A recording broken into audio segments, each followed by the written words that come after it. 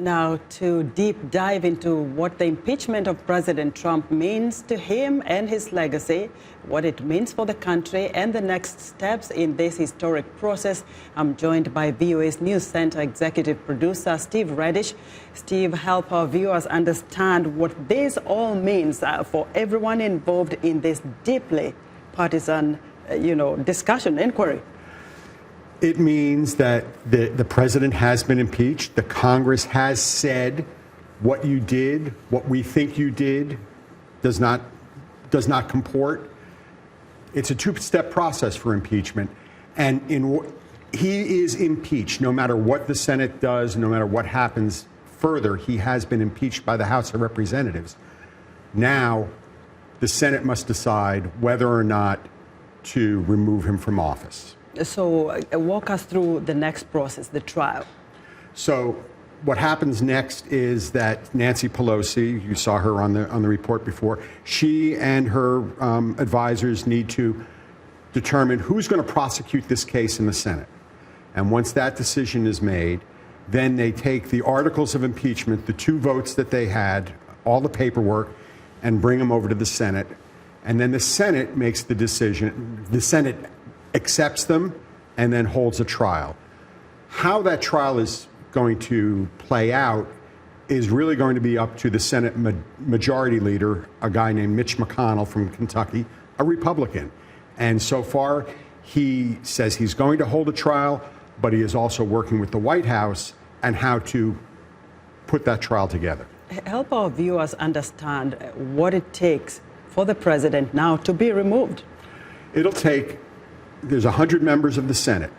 The Constitution requires 2/3 of those senators vote to convict, vote guilty. The Senate is made up of 53 Republicans and 45 Democrats and 2 independents. So the Republicans have the majority, and there aren't going to be 20 senators who are going to go over to the Democrats and vote to convict. So meaning he is likely? He is likely to stay in office, meaning that there will be a trial, and the Democrats from the House will do their best to persuade the senators to vote their way. But the politics of it all says it's going to end up acquitting the president, and he will probably say exonerating the president. Well, either way, removing or exonerating him. What comes next? Where does the Chief Justice come in? The Chief Justice presides over the trial. He's basically a referee.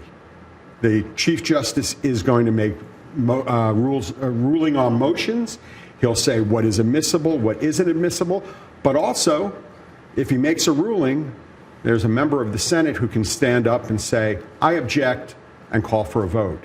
And then the Senate will vote on whether or not to uphold or not uphold what the Chief Justice has done. Now, Steve, so when does the trial begin? If you can explain to us, because it's being reported that there might be a delay, and what would this mean?